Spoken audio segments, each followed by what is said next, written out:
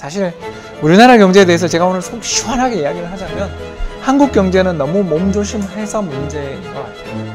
그러다 보니까 자연스럽게 우리나라 경제는 어떻게 되냐면 흥청망청보다는 보수적이고 안정적이고 돈을 쓰면 안 돼라는 뭔가를 억압하는 분위기가 지향되다 보니까 나라가 우리나라 내부 요인으로 망할 가능성들은 잘 안 보이는 거죠. 그래서 우리나라는 외환위기의 가능성은 거의 없는 상태인데도 우리나라 내에서 자꾸 문제를 찾으려고 하는데 그러지 않다는 거죠.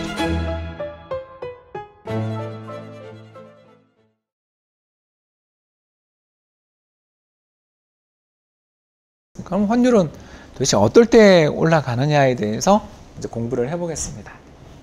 나오죠? 미국의 달러 가치가 모든 것입니다 라고 저는 말씀을 좀 드리고 싶은 거죠. 그러니까 우리나라 경제 내에 여러 가지 문제가 심각해져서 한국 경제가 디폴트 리스크가 부각될 때는 또 뭐 있겠죠. 근데 그게 우리는 없잖아요. 사실 우리나라 경제에 대해서 제가 오늘 속 시원하게 이야기를 하자면 한국 경제는 너무 몸조심해서 문제인 것 같아요. 코로나 쇼크 때를 돌이켜 생각해 보면 자영업자들이 얼마나 힘들었어요. 지금 우리 여러분 계시는 이 스튜디오가 홍대에 있잖아요. 근데 홍대에 블루리본이라고, 그죠? 블루리본 서베이라고, 제가 식당 예약하고 할 때 제일 그래도 신뢰를 갖고 하는 게 블루리본을 오랫동안 달고 계시는 집들은 그렇게 저는 실망해 본 적이 잘 없어요. 그래서 블루리본 서베이에서 몇 번 이상 등재된 맛집은 거의 걱정하지 않고 예약을 하거나 가는데, 최근에 어떤 일이 있었냐면 그 블루리본 서베이에 등재되어 있는 맛집을 갔는데 저녁에 저 말고 저 우리 동영상 촬영해주는 스텝 말고는 고객이 없었어요. 왜 이런지 우리 알죠, 그죠? 당연히 사회적 거리두기 뭐 이런 것부터 시작해서 방역 패스를 철저하게 하고 또 뭐 사람들 나오지 마라 그러고 9시 전에 집에 가라 그러고 하는 과정에서 그 집이 맛집이라는 걸 알 수 있는 유일한 증표는 배달 열심히 나가는 거 말고는 맛집이라는 증표를 그 안에 식당 안에서는 발견할 수가 없었어요. 물론 맛있더라고요. 맛있었어요. 맛이 없는 거 아니에요. 집에 식당에 맛이 떨어져서 그렇게 사람이 없는 게 아니었는데 사람이 없더라. 우리 이걸 보면 금방 알 수 있는 게, 야, 우리나라 자영업자들 정말 특히 이 집처럼 배달이라도 잘 되면 모르지만 배달에 별점도 안 좋고, 예를 들어서 손님들의 후기가 없는 집들이 있죠. 그런 집들은 배달 안 하게 되잖아. 그런 집들은 어떻게 됐을까? 만약 이 시국에 가게를 차렸다면 이 사람은 어떻게 됐을까? 이게 우리나라 경제, 내수 경제가 얼어붙은 이유잖아요. 그러면 이걸 해결하기 위해서 어떻게 해야 돼요? 그렇죠? 열심히 사회적 거리두기를 한 만큼 당신의 매출이 줄었다면 정부가 이걸 보상해 주겠다. 이런 재정 정책들을 펼쳐야 되는데, 얼마 전 우리나라의 신문의 헤드라인이 뭐예요? 국가부채 천조 시대가 열렸다. 나라 망한다. 그런 이야기들만 보인단 말이에요. 그러니까 우리가 정부가 존재하는 이유가 뭔가를 생각해 보면 나라를 위해 우리 국민이 있는 게 아니라 우리 국민들의 행복을 위해 나라가 일을 해야 되는 것인데, 우리는 그게 거꾸로 돌아가는 경우가 되게 많아요. 왜 그러냐? 97년 나라가 한번 망해봐가지고 나라 망하면 큰일 난다라는 걸 우리가 너무나 잘 알거든.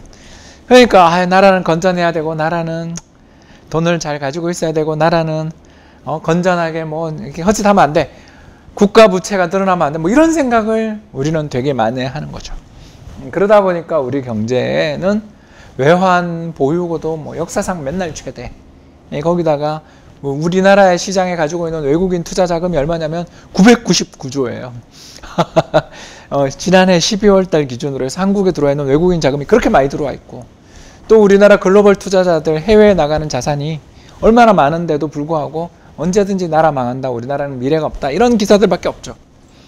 그러다 보니까 자연스럽게 우리나라 경제는 어떻게 되냐면 흥청망청보다는 보수적이고 안정적이고 돈을 쓰면 안 돼라는 뭔가를 억압하는 분위기가 지향되다 보니까 나라가 우리나라 내부 요인으로 망할 가능성들은 잘 안 보이는 거죠.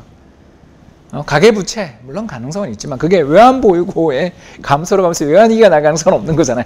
이해되시죠? 우리나라 국내 빚이지 그게 해외에서 빌려온 게 아니니까.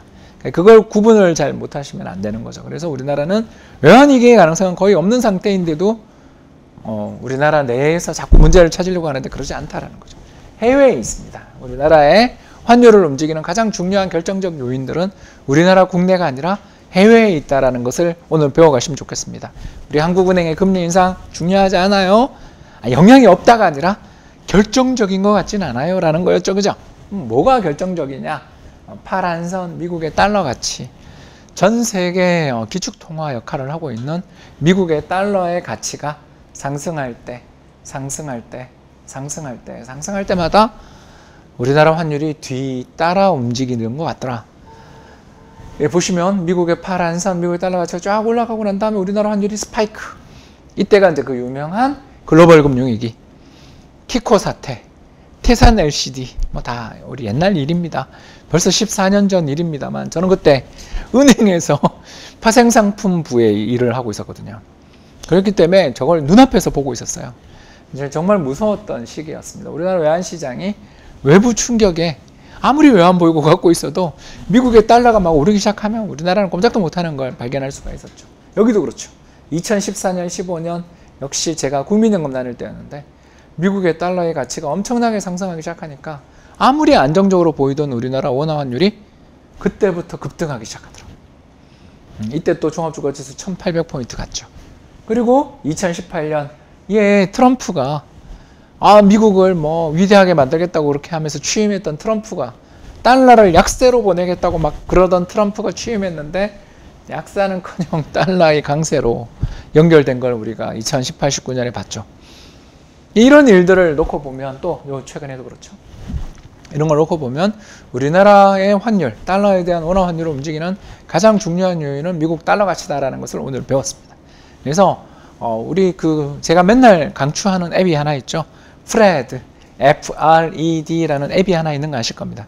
그 프레드 앱에 가셔서 달러 인덱스라고 검색하시면 요 파란 선을 보실 수 있습니다. 요 차트 자체가 바로 프레드 앱에서 가져온 것이니까 여러분들도 저랑 똑같은 정보를 갖고 계시면서 공부하실 수 있습니다. 특히 저랑 패밀리 스터디 하시는 분들은 이거 어떻게 하는지까지도 제가 한번 찾아드리는 방법까지도 설명해 준 적이 있었고요.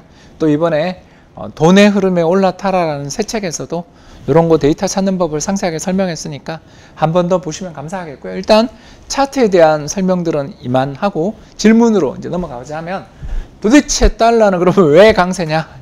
이렇게 되는 거죠. 그죠? 그럼 달러가 강세를 보이게 되는 이유는 무엇 때문인가? 저는 미국 중앙은행의 금리 인상에 대한 기대 때문이라고 보는 것입니다. 미국의 금리 인상에 대한 기대들을 보여주는 가장 중요한 지표는 미국의 2년 만기 국고금리입니다. 2년 만기 국고금리는 여기 보시면 여기 2008년에 막 상승하죠. 이때가 미국의 지난번 금리 인상, 그리고 2016년부터 시작됐던 금리의 인상 시기입니다.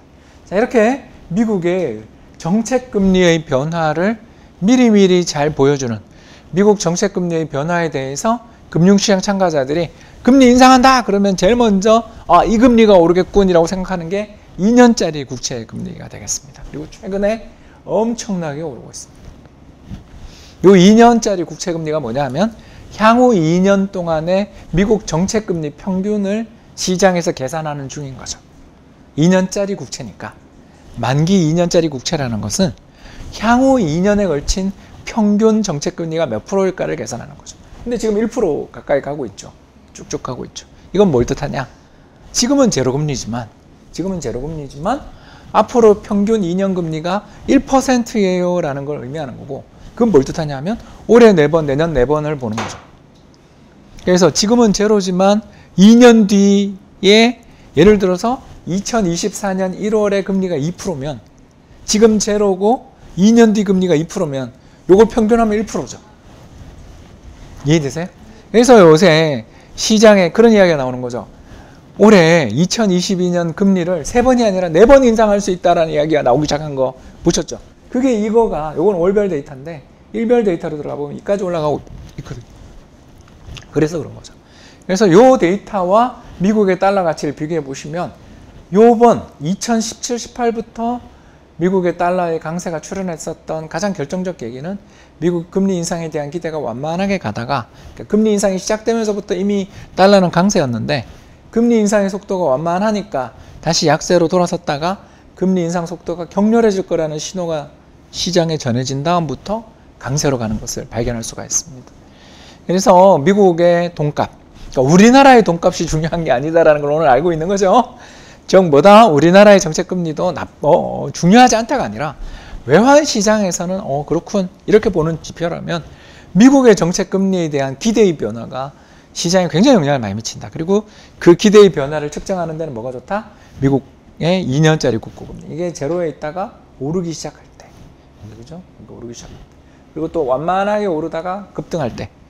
얘가 이제 급등한다 그럴 때는 달러는 거의 강세다라는 것을 오늘 알 수 있습니다. 근데 이제 질문이 나오죠. 박사님, 여기 금리 인하되고 있는데 왜 달러 강세죠?